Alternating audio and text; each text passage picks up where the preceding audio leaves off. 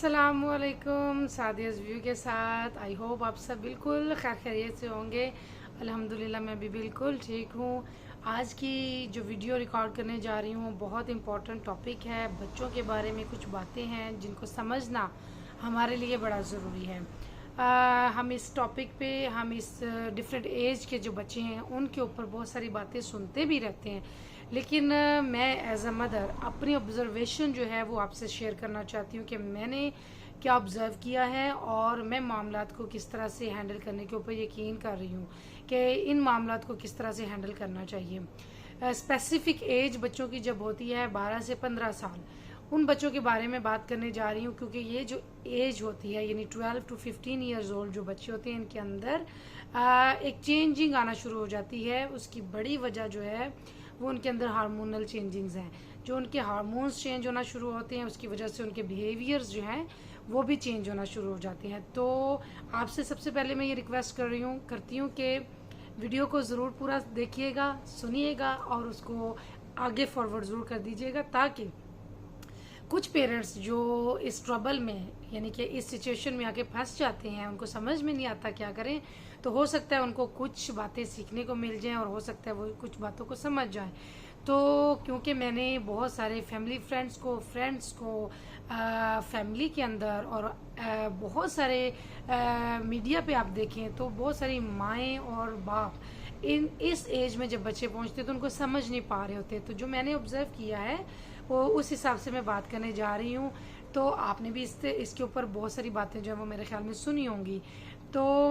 मैं समझती हूँ कि बच्चों के अंदर जो ये चेंजिंग्स आती हैं उसको हमें बड़े ही तहम्मुल से, सब्र से, बर्दाश्त के साथ काम लेकर इस चंद साल का ये जो टाइम पीरियड है उसको गुजारना पड़ता है। अगर हम ऐसा नहीं करेंगे तो बच्चे की आने वाली पूरी ज़िंदगी जो है उसके ऊपर उसका इफ़ेक्ट हो जाएगा। ज़्यादातर बच्चे अपने ही पेरेंट्स से बागी होना शुरू हो जाते हैं, चाहे वो उस घर में रहकर बागी हो जाएं या यहाँ तक कि वो एक स्टेप बड़ा उठाने में यानी कि घर को छोड़ने पे मजबूर हो जाते हैं। आपने देखा है हमारे माशरे में, पाकिस्तानी, इंडियन ऐसे माशरे, वहाँ पे बच्चे इस एज में जब जाते हैं तो वो बहुत डेस्परेट होते हैं, तंग आ जाते हैं, बहुत जल्दी इरिटेट होते हैं। तो कुछ लड़के ख़ास तौर पे इवन के बच्चियाँ 15 साल की उम्र तक तो वो दूसरों के बहकावे में आ जाती हैं, वो अपने घरों से निकल जाते हैं। यहाँ तक इसके बैड इफ़ेक्ट्स जो है वो होते हैं। तो क्यों ना इस मामले को ज़रा ध्यान से देख लिया जाए, सोच लिया जाए, ये हमारे अपने बच्चे हैं तो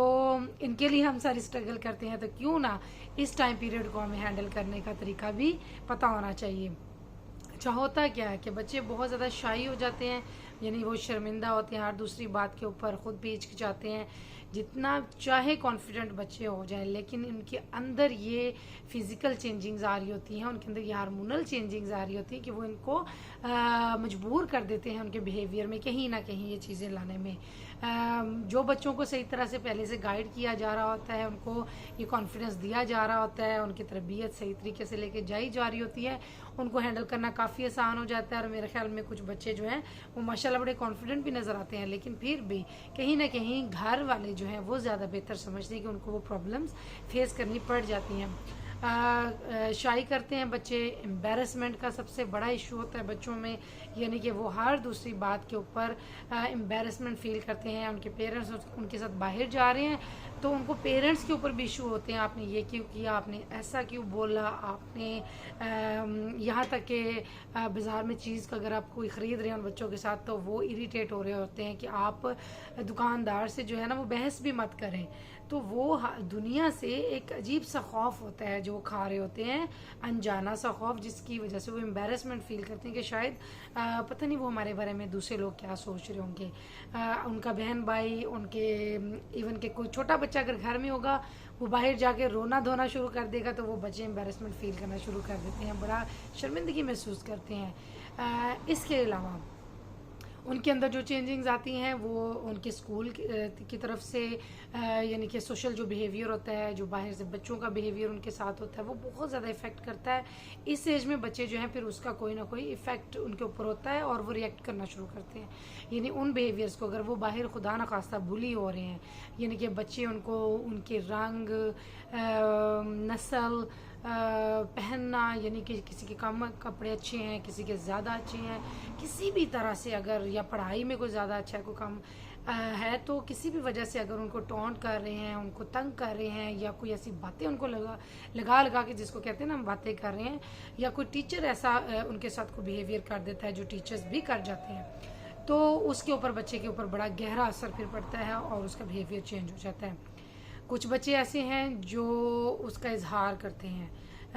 यानी कि वो ज़िद्दी हो जाएंगे, वो बात का जवाब देना शुरू कर देंगे, वो लिहाज नहीं करेंगे। कुछ बच्चे ऐसे हैं जो इजहार करने से ज़्यादा खामोश हो जाते हैं, यानी कि वो अब घर के कोने को संभाल लेंगे और खामोशी इख्तियार कर लेंगे, इंटरफेरेंस कम कर देंगे चीज़ों के अंदर, वो अपने आप में यानी थोड़ा सा अपने आप को जो कहते हैं ना क्लोज़ कर लेंगे, इतना ओपन नहीं रहेंगे। तो इस तरह के प्रॉब्लम्स भी बच्चों के अंदर होते हैं। अगर हम ऐसी गलतियां पहले कर चुके हैं, यानी कि बच्चों को समझ नहीं पाए, उनको टाइम नहीं दे पाए उनकी प्रॉब्लम्स को समझने के अंदर या किसी भी तरह से, तो कम से कम उन गलतियों को अब हमने दोहराना नहीं है। एज अ पेरेंट हमें इन चीज़ों को थोड़ा ध्यान से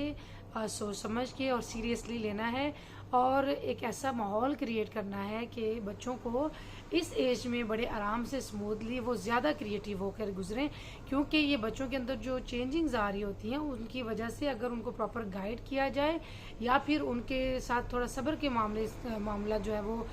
से उसके साथ पेश आया जाए, तो वही बच्चे माशाल्लाह से बड़े क्रिएटिव, बड़े ब्रिलियंट हो जाते हैं, और उनकी जो वो क्रिएटिविटी है या उनके अंदर का जो एक इंसान है वो खुलकर सामने भी आता है, जो पॉजिटिव किस्म की उनकी चीज़ें होती हैं वो सामने आती हैं। तो हमें उनको निखारना है, उनको बाहर लेके आना है। सबसे बड़ी शिकायत पेरेंट्स को यही होती है कि हमारे बच्चे हमारी बात नहीं सुन रहे, पता नहीं वो मोबाइल फ़ोन्स की वजह से है या क्या है, लेकिन असल जो प्रॉब्लम है वो यही है कि उनके अंदर खुद चेंजिंग्स हो रही होती हैं, और वो खुद से उससे लड़े होते हैं, और उसके बाद हमारा बिहेवियर, घर के दूसरे अफराद का बिहेवियर, उसके बाद सोशल प्रेशर बाहर का, उन सबको वो इकट्ठा फेस कर रहे होते हैं। तो उनको फेस करने में जब प्रॉब्लम आती है तो फिर वो रिएक्ट करते हैं, वो ज़िद्दी भी हो जाते हैं, या किसी किस्म का भी उनकी आपको पर्सनैलिटी में चेंज नज़र आएगा जो आपको इरिटेट करना शुरू कर देगा। बहुत ज़रूरी है कि आप अपने घर के माहौल को चेंज करने की कोशिश करें जितना हो सके। अगर तो आप चाहते हैं कि आपकी सारी मेहनत अपने बच्चों को पालने में जो आप करते हैं, उनकी ज़िंदगी बनाने में, तरबियत करने में वो ज़ाया ना जाए, तो आपको चेंज करना ही पड़ेगा अपने घर के माहौल को जितना आप ज़्यादा बेहतर कर सकें। बाप की और माँ की, घर के दूसरे अफराद सब की पर्सनैलिटी जैसी भी है, लेकिन अब आपको जो है ना वो एहतियात थोड़ी सी करनी है कि आप उसको थोड़ा ऑर्गेनाइज़ करें।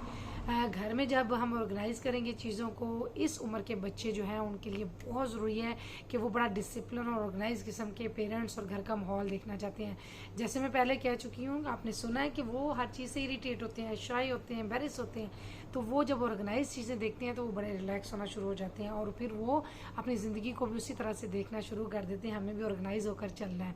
यानी कि सुबह जल्दी उठना, कुछ मॉर्निंग वॉक करना, या अगर आपके खाना टाइम पे खाना, इकट्ठे बैठना, कुछ टाइम इस तरह का गुजारना कि अब हमने इकट्ठे बैठना है, बात करनी, एक दूसरे की बात को समझना, बच्चों को लेकर बैठना, उनको कुछ नसीहत करना, और उनकी प्रॉब्लम्स को लाजमी सुनना पड़ेगा।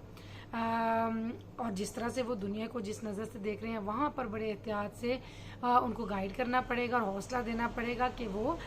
सब्र से काम लें, वो ब्रेवरी से काम लें, तो ये सारी चीज़ें बड़ी आसानी से हल होने वाली हैं। बच्चों को पता होना चाहिए कि इस टाइम पे हमने मोबाइल फ़ोन का इस्तेमाल छोड़ना है, क्योंकि ये फैमिली टाइम है, इस टाइम पे हमने मिल के बैठ के खाना खाना है, और खाने के दरमियान में हमने बातें करनी है। ये वक्त जो है ये अब सोने का है, इतने बजे माँ और बाप जो है वो सोने के लिए चले जाते हैं, तो हमें भी सोना है। तो यानी करना तो माँ बाप को ही पड़ेगा हर हाल में। अपनी पर्सनालिटी को चेंज करना पड़ेगा, या अपनी कुछ आदतें चेंज करनी पड़ेंगी, और कुछ डिसिप्लिन जो है वो शो करना पड़ेगा, ताकि बच्चों को इस उम्र में बड़े एहतियात से हैंडल कर लें। बाहर के जो प्रेशर्स हैं जिनको वो फेस कर रहे हैं, उन प्रेशर्स के बारे में आप अगर चाहते हैं कि बच्चा ओपन हो, वो बात करे, तो आप खुद उससे बात करें। बहुत ज़रूरी है कि आप उनसे छोटी छोटी उनकी एक्टिविटीज़ के बारे में पूछते रहें, और थोड़ा सा अपने और उनके दरमियान उनको ईजी माहौल दें, ताकि वो आपसे बात करने में शाय ना महसूस करें, और वो समझे कि हाँ, इनसे एज अ फ्रेंड हमें बात कर लेनी चाहिए। तो जब वो आप उनसे इस तरह से बात करेंगे तो यकीनन वो आपको बात बताएंगे, और जब वो आपसे बात करना शुरू कर देंगे, शेयर करना शुरू कर देंगे, तो डेफिनेटली चीज़ें ज़्यादा आसान हो जाएंगी। जिस माशरे में मैं रहती हूँ, यानी यूरोप में जो मैं रह रही हूँ एज अ मुस्लिम, मुझे भी बहुत सारी चीज़ों को हैंडल करना मुश्किल है। स्पेशली मुझे अपने दीन को लेकर कुछ चीज़ों को बड़े एहतियात से संभल कर चलना, और इस एज में आके बच्चे जो है वो रेडी नहीं होते बात को सुनने के लिए, तो मुझे भी उन चीज़ों को बड़े एहतियात के साथ लेकर चलना पड़ता है, और मैं कर रही हूँ अल्हम्दुलिल्लाह। तो क्या है कि यहाँ पर थोड़ा सिस्टम चेंज है, क्योंकि यहाँ पर कुछ ऑर्गेनाइजेशंस है, कुछ उनके स्कूलिंग सिस्टम ऐसे हैं जो बच्चों को छोटी उम्र से गाइड कर रहे होते हैं, उनके अपने राइट्स क्या हैं ये बता रहे होते हैं, और उनको इस उम्र में बच्चों के अंदर जो प्रॉब्लम्स होती हैं जिनको लेकर बच्चे खुद स्टक हो जाते हैं, उनकी पर्सनैलिटी पे बड़े असरात मुरतब होना शुरू हो जाते हैं, यानी कि नेगेटिव असरात में कहूँगी। तो यहाँ पे वो हेल्प आउट करते हैं 1-to-1 मीटिंग्स के सूरत में बच्चों के साथ, इस तरह से वो चीज़ों को हैंडल करते हैं। लेकिन हमारे जो माशरा है उसमें चीज़ें थोड़ी सी क्योंकि डिफरेंट हैं, तो वहाँ पर इस तरह की कोई ऑर्गेनाइजेशंस नहीं है, ऐसे कोई लोग नहीं हैं जो बच्चों को इस तरह से हेल्प आउट करें। तो सबसे ज़्यादा भारी जो जिम्मेदारी है वो आ जाती है स्कूल में, यानी टीचर्स के ऊपर, जो कि मेरे ख्याल में सिर्फ स्टडी की हद तक उनके साथ ताल्लुक़ ज़्यादा होता है बच्चों का। तो एट द एंड सबसे ज़्यादा जिम्मेदारी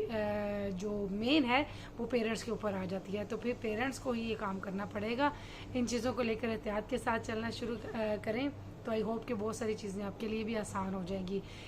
मुझे अब दे दें इजाज़त, until the next time stay blessed, अल्लाह हाफिज़। और मैं विश करती हूँ कि अगर आपके बच्चे इस एज में हैं तो आप उनको बहुत अच्छे तरीके से हैंडल करने में कामयाब रहें, ताकि उनकी पर्सनैलिटी एक परफेक्ट किस्म की मजबूत पर्सनैलिटी जो है ना उन बच्चों की बन सके। तो फिर से मुलाकात होगी, तब तक के लिए अल्लाह हाफिज़।